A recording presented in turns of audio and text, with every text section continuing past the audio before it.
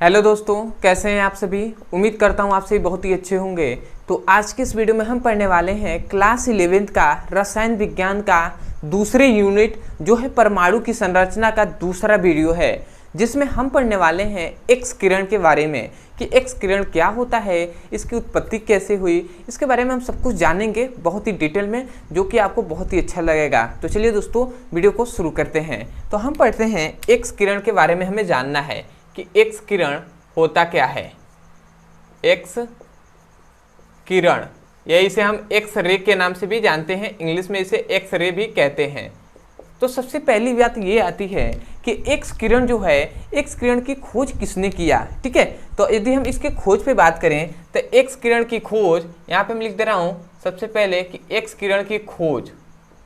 तो याद रखेंगे सबसे पहली बात कि एक्स किरण की खोज किसने किया, रॉटजन नामक वैज्ञानिक ने किया।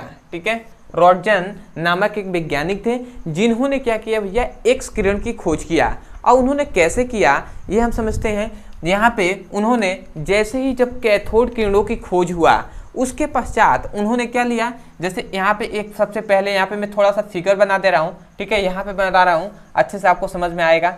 देखिए यहाँ पे सबसे पहले उन्होंने क्या लिया, एक कैथोड प्लेट लिया जहाँ से क्या उन्होंने क्या निकल रही थी, कैथोड किरणें निकल रही थी। कैथोड किरणें,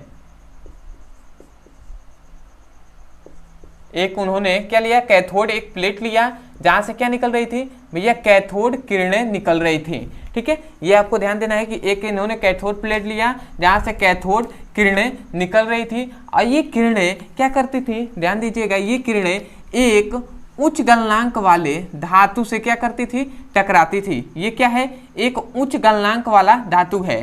क्या है भैया, यहाँ पे मैं लिख दे रहा हूँ उच्च गलनांक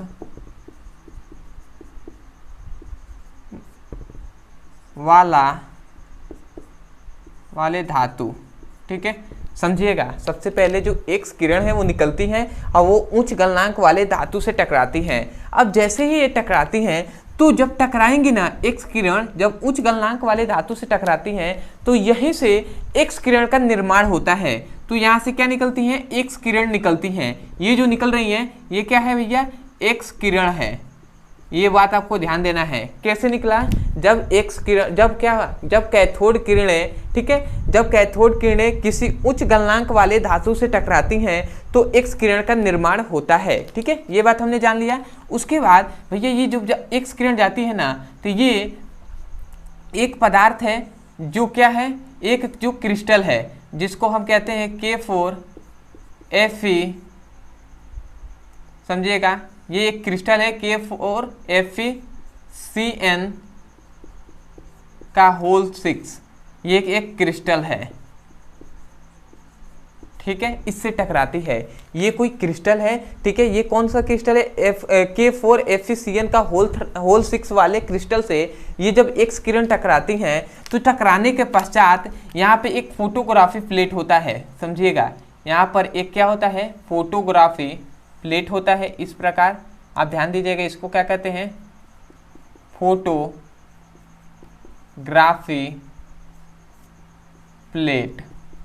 ये जो फोटोग्राफी प्लेट होता है, जब ये किरणें इस पे टकराती हैं और टकराने के पश्चात यहाँ से जब टकराती है तो ये क्या हो जाती है, यहाँ से टकराती है जब एक्स किरण, समझिएगा, तो ये क्या हो जाती है, बिखर जाती हैं। मतलब हमने क्या बताया, सबसे पहले ध्यान से सुनिएगा, जब एक्स किरण किसी उच्च गलनांक वाले धातु से टकराती हैं तो यहाँ से एक्स किरण नहीं, जब कैथोड किरणें उच्च गलनांक वाले धातु से टकराती हैं तो एक्स किरण का निर्माण होता है। और ये एक्स किरण K4FeCN के होल 6 वाले क्रिस्टल से टकराती हैं तो टकराने के पश्चात ये क्या हो जाती हैं, बिखर जाती हैं। कौन भैया, एक्स किरण बिखर जाती हैं। और ये बिखर कर ये जो फोटोग्राफी जो प्लेट है इस पर क्या बनाती हैं, वृत्ताकार। समझिएगा, एक वृत्ताकार बनाती हैं, क्या, एक वृत्ताकार वलय का, वृत्ताकार आवृत्ति का निर्माण करती हैं। समझिएगा, ये इस प्रकार थोड़ा सा फैली है, समझिएगा थोड़ा सा इसको, इस प्रकार। ठीक है, ये क्या करती है, फोटोग्राफी प्लेट पर एक वृत्ताकार क्या बनाती है, आवृत्ति बनाती है। तो इतनी बात आपको, ये प्रयोग है एक जहाँ से आपको ध्यान देना है। ये क्या बना रही है, यहाँ पे बना रही है वृत्ताकार आवृत्ति का निर्माण कर रही हैं। और ये जो वृत्ताकार आवृत्ति है, ये जो वृत्ताकार आवृत्ति है, इससे याद रखेंगे, ये जो वृत्ताकार आवृत्ति है इससे एक्स किरणों के आवृत्ति का पता लगाया जा सकता है। ठीक है, मतलब ये जो वृत्ताकार आवृत्ति है इसे हम एक्स किरण की आवृत्ति का भी पता लगा सकते हैं, जो कि आपको अच्छे समझ में आ रहा होगा। तो हमने क्या बताया, ये एक बार हम यहाँ पे बोल रहे हैं, आप ध्यान से सुनिएगा, केवल आपको इसको जानना है। ठीक है, इसको लिखना नहीं है अच्छे से। ठीक है, इसको केवल समझना है कि जब एक्स किरण किसी उच्च गलनांक वाले धातु से टकराती हैं तो एक्स किरण का निर्माण होता है, और ये एक्स किरण K4Fe के होल 6 वाले क्रिस्टल से टकराती हैं तो वहां से वे बिखर जाती हैं, और ये बिखर कर फोटोग्राफी प्लेट पर एक वृत्ताकार आवृत्ति बनाती हैं, और इस वृत्ताकार आवृत्ति से एक्स किरणों की आवृत्ति का पता लगाया जा सकता है। ये बात आपको सबसे पहले इतने बात हमें जानना है। ठीक है, जो कि आप अच्छे से समझ गए होंगे। तो अब आप इसमें एक क्वेश्चन आता है, अब इतने बात तो हमने समझ लिया, परंतु इसमें एक और क्वेश्चन आता है कि भैया इसे हमने एक्स किरण नाम ही क्यों दिया, इसको और भी तो हम नाम दे सकते थे ना, इस किरण को हमने एक्स किरण ही क्यों कहा। तो याद रखेंगे दोस्तों, इसे हमने एक्स किरण इसलिए कहा क्योंकि इसके गुणों के बारे में हमें नहीं पता था, इसकी प्रकृति क्या है इसके बारे में हमें नहीं पता था। क्योंकि हम मैथ में हमें कोई भी टॉपिक समझ में नहीं आता है, कोई भी मतलब चीज़ हमें पता नहीं होती है, तो उसे हमें एक्स मान लेते हैं कि माना एक्स, ये संख्या एक्स है, और उसको अंत में हमें पता लगाते हैं। परंतु हम पहले मानते हैं ना एक्स, इसलिए इसके बारे में हमें कुछ नहीं पता था, इस किरण के बारे में, इसके गुणों के बारे में, इसकी प्रवृत्ति के बारे में हमें नहीं पता था, इसलिए हमने क्या माना, इसको एक्स मान लिया, एक्स किरण, और इसी से इसका नाम भी एक्स किरण पड़ा। तो हमें यहाँ पे लिखेंगे, ठीक है, कि दूसरी यहाँ पे हम बात लिखेंगे जो कि क्या है, इसका हम क्या लिखेंगे, इसकी प्रकृति, या हम कह सकते हैं इसका गुण, ज्ञात न होने के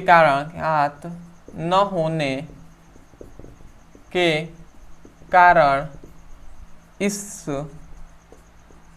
किरण को एक्स किरण या एक्स रे कहा गया या नाम दिया गया। ठीक है, ये दूसरा आपको पॉइंट्स याद रखना है। सबसे पहला पॉइंट, इसकी खोज रॉटजे नामक वैज्ञानिक ने किया। उसके बाद एक्स किरण नाम क्यों दिया गया, क्योंकि इसके गुणों के बारे में हमें नहीं पता था। ठीक है, तो आशा करते हैं आपको समझ में आ रहा होगा। अब इसमें तीसरा आपको पॉइंट्स याद रखना है कि जो एक्स किरण है ना, इसे हम विद्युत तथा चुंबकीय क्षेत्र से गुजारने पर ये विचलित नहीं होती हैं। मतलब भैया विद्युत तथा चुंबकीय क्षेत्र से जब इसको हमने गुजारा तो ये विचलित नहीं होती थी, ये भटकती नहीं थी। ठीक है, तो आशा कर रहे हैं आप समझ रहे होंगे।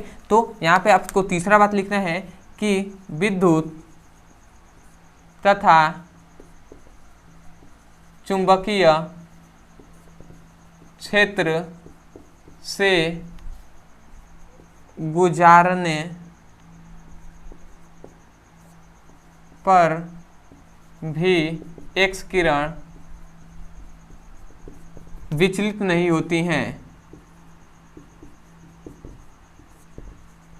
नहीं होती हैं। ठीक है, तो आशा करें समझ रहे होंगे क्या कहा गया, विद्युत तथा चुंबकीय क्षेत्र से विद्युत तथा चुंबकीय क्षेत्र से गुजारने पर एक्स किरण क्या होती है, विचलित नहीं होती हैं। मतलब मान लेते हैं ये कोई विद्युत क्षेत्र है या चुंबकीय क्षेत्र, ये विद्युत क्षेत्र है या चुंबकीय क्षेत्र मान लीजिए, और इससे हम क्या करते हैं, जब हम एक्स किरण को, एक्स रे को हम क्या करते हैं, एक्स किरण को हम गुजारते हैं तो ये विचलित नहीं होती है, मतलब सीधे निकल जाती है। ठीक है, ये भटकती नहीं है। ठीक है, अपने मार्ग से भटकती नहीं है। ऐसा नहीं है कि ये इस प्रकार चली जाती है, चाहे इस तरह ये चली जाती है, ऐसा नहीं है। ठीक है, तो आशा कर रहे हैं आप समझ रहे होंगे।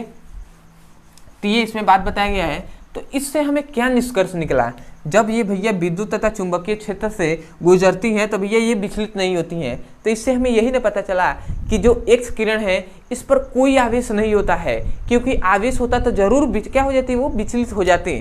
ठीक है, तो इससे हमें यह पता चला कि जो चौथा पॉइंट ये पता चला कि एक्स किरण पर कोई आवेश नहीं होता है। ठीक है, ये बात हमें पता चला कि एक्स किरण पर कोई भी आवेश नहीं होता है। ठीक है, तो आशा कर रहे हैं ये बात आपको समझ में आ रहा होगा।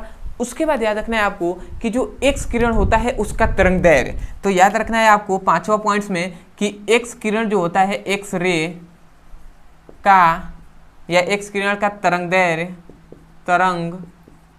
दैर्घ्य जिसे हम लैम्डा से प्रदर्शित करते हैं, तो एक्स किरण का तरंग दैर्घ्य आपको पता होना चाहिए जो होता है 10⁻⁻8 सेंटीमीटर की कोटि होता है। ठीक है, तो ये आपको याद रखना है कि एक्स किरण का तरंग दैर्घ्य क्या होता है, 10⁻⁸ सेंटीमीटर की कोटि होता है। ठीक है, तो ये भी आपको पता होना चाहिए। अब इसमें एक और पॉइंट याद रखना है जो कि बहुत इंपॉर्टेंट है, वो क्या है कि जो एक्स किरण होता है ना, इसकी भेदन क्षमता बहुत ही अधिक होती है। ठीक है, भेदन क्षमता मतलब आर पार करने की क्षमता। ठीक है, किसी भी मतलब क्या करते हैं हम, अगर एक्स किरण को क्या करें हम आर पार भेजें तो उसका भेदन क्षमता बहुत ही अधिक होता है, वो किसी भी चीज़ को भेद कर उसे बाहर निकल सकती है।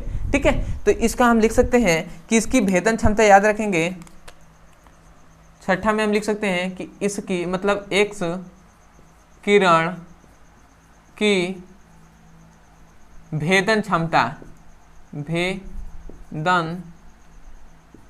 क्षमता बहुत अधिक होती है। ठीक है, तो ये पॉइंट्स याद रखेंगे कि एक्स किरण की भेदन क्षमता अधिक होती है। किससे अधिक होती है भैया, तो याद रखेंगे कि जो एक्स किरण की भेदन क्षमता होती है ना, वो अधिक होती है किससे, कैथोड किरणों से, कैथोड किरणों से भी, और भी किरणों से अधिक होती है, परंतु मुख्यतः हमने कैथोड किरणों के बारे में पढ़ा है, इसलिए हम बता दे रहे हैं कि एक्स किरण जो होता है उसका भेदन क्षमता अधिक होता है किससे, कैथोड किरणों की तुलना में। ठीक है, तो ये आपको पॉइंट्स याद रखना है। अगला जो कि ये भी इंपॉर्टेंट टॉपिक है, ठीक है, जो 7वां आपका याद रखना है। ठीक है, इतनी बात अगर आपको एक्स किरण के बारे में आ जाता है और लिख दिए तो भैया आपको फुल टू फुल मार्क्स मिलेंगे, ये तो है गारंटी। ठीक है, अब इसमें एक और बात याद रखना है कि जो ये फोटोग्राफी प्लेट है, इस पर जो वृत्ताकार वलय ये बन रहा है, वृत्ताकार क्या आवृत्ति बन रहा है, तो ये एक्स किरणों की आवृत्ति का पता लगाया जा सकता है। मतलब हम क्या लिख सकते हैं कि फोटोग्राफी प्लेट पर बनी वृत्ताकार आवृत्ति से क्या पता लगाया जा सकता है, वृत्ताकार आवृत्ति से एक्स किरणों के